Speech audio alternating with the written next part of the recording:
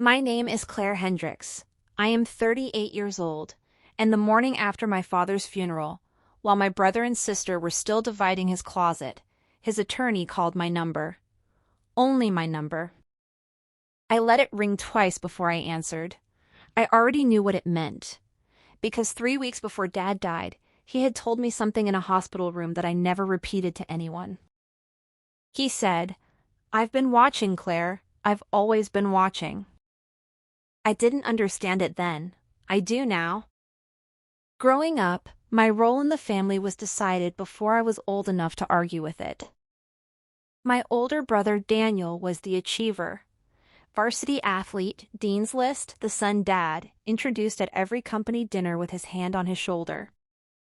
My younger sister Priya was the favorite. Soft-spoken, pretty, effortlessly adored. Mom braided her hair every Sunday morning until she was 16. I was the difficult one. Not because I was cruel, not because I was dishonest, but because I asked questions nobody wanted to answer. Because I noticed things people preferred stayed unnoticed. Because at 12 years old, I told my father at the dinner table that his business partner was lying to him, and I was right, and somehow that made everyone uncomfortable instead of grateful. From that year forward, the label stuck. Claire is a lot. Claire overreacts. Claire sees problems that aren't there. Claire is exhausting. Daniel's college fund, $88,000, started at birth. Priya's college fund, $74,000, started at birth. Mine, $21,000, started when I was 14, after I proved I was serious. I went to state school on loans, graduated with $44,000 in debt. Nobody threw me a party. Mom said, "We always knew you'd figure it out." When I got my MBA at 29, Dad looked at my diploma and said, "You never needed us anyway, Claire." He meant it as a compliment. It landed like a door closing. For 20 years, I watched Daniel get promotions celebrated at family dinners. I watched Priya's wedding funded at $65,000, while I was told my future wedding would need to be more modest, realistically. I watched Christmas gifts arrive in different sizes and told myself the weight of a box meant nothing. I paid it all off. The loans, the silence, the keeping the peace. Every holiday I showed up. Every birthday I called, every family gathering I sat at the table where I had never fully belonged, and I passed the potatoes, and I smiled. Because I had learned something that took me years to understand. Quiet people get underestimated, and underestimated people have all the time in the world to prepare. Dad was diagnosed in January 2025. Pancreatic cancer. Stage 3. Daniel flew in for the first week, gave a long speech at the hospital about family coming together, then flew back to Denver for a work conference. He visited twice more in 6 months. Priya cried beautifully at every visit. She brought flowers. She posted about strength and love on Instagram. She left after 2 hours each time because her kids had activities. I drove 40 minutes every Tuesday and Thursday. I managed his medications. I coordinated between his oncologist and his cardiologist. I sat with him through the nights that got hard. I didn't post about it. I didn't ask for acknowledgement. 3 weeks before he died, on a Thursday evening when the hospital room was quiet and the light was going gold through the window, Dad turned off the television and looked at me for a long moment. "I owe you an apology," he said. I didn't say anything. "I called you difficult because you were honest, and honesty made me feel seen in ways I wasn't ready for." He paused. I handled it badly, for a long time. I held his hand.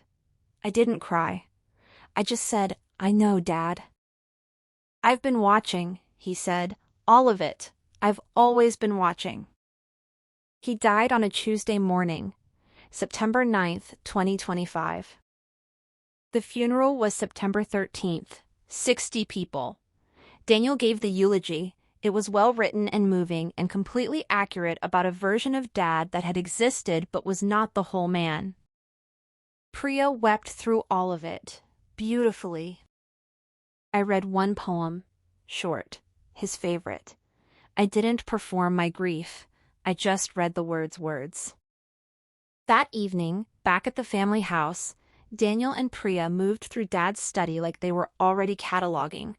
I heard them in the hallway. The watch collection alone is probably $40,000. The car, the cabin in Vermont, the investment accounts. I went to bed early. The next morning at 8:47 a.m., my phone rang. Robert Ashworth. Ashworth and Cole, Family Law. Miss Hendricks, I'm your father's estate attorney. I need to meet with you at your earliest convenience. There are documents that require your attention. Just me? I asked. Just you, he said. I met Robert Ashworth on September 15th, downtown Hartford, 10th floor, the kind of office that has its own silence. He slid a folder across the desk before I sat fully down. Your father established a private trust in 2014, he said, revised in 2019, revised again in August of this year, 3 weeks before his death. I looked at the cover page. The Claire Elizabeth Hendricks Trust. Primary beneficiary, Claire E. Hendricks.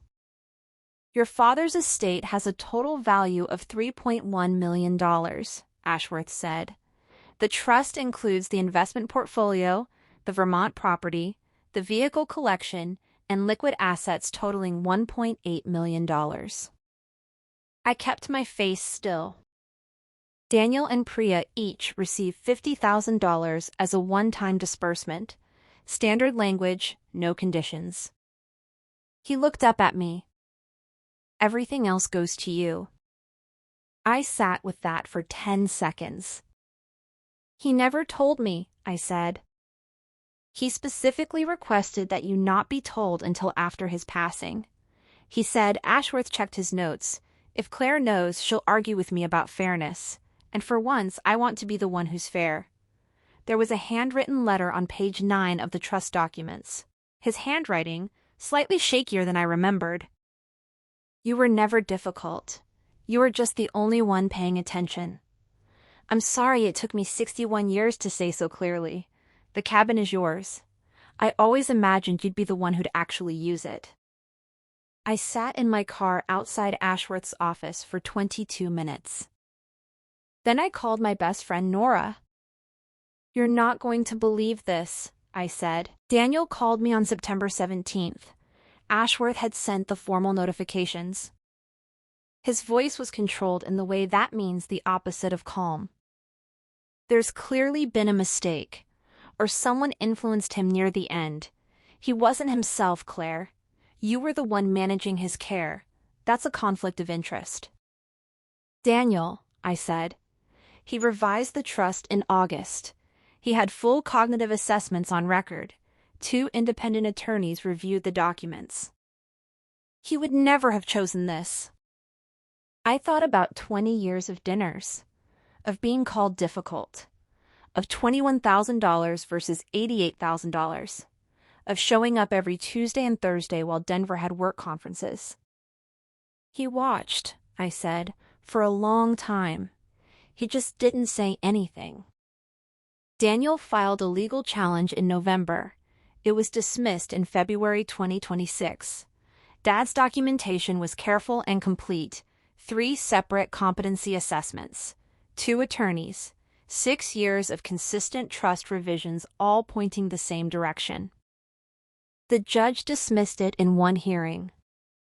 Priya called me once after the ruling. Her voice was soft, like always. I don't understand why he did it this way. I think he felt he owed me a correction, I said. But publicly? In a will? He didn't do it publicly, I said. He did it legally. There's a difference. She didn't call again. I went to the Vermont cabin for the first time in October 2026.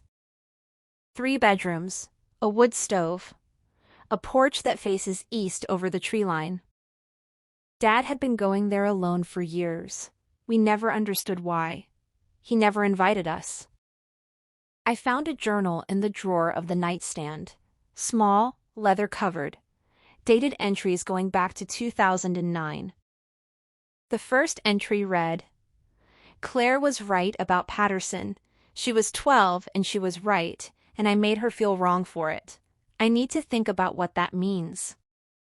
There were 40 pages. I sat on the porch in the October cold and read all of them. He had been watching. Every graduation I thought he'd missed emotionally, he had written about. Every time he'd called me difficult, there was an entry afterward where he questioned himself. Every loan I'd taken on a loan that he'd wished he'd helped with. He just never said it out loud until the end. The real inheritance wasn't the money or the cabin or the investment accounts. It was 40 pages of proof that I had never actually been invisible. I had just been loved by someone who didn't know how to say it any other way than this. If you've been called the difficult one, the dramatic one, the too much one by the people who were supposed to see you clearly, document everything. Do the work anyway. Show up even when it isn't acknowledged. Sometimes the people watching most carefully are the ones who say the least. And sometimes the correction comes late. But it comes.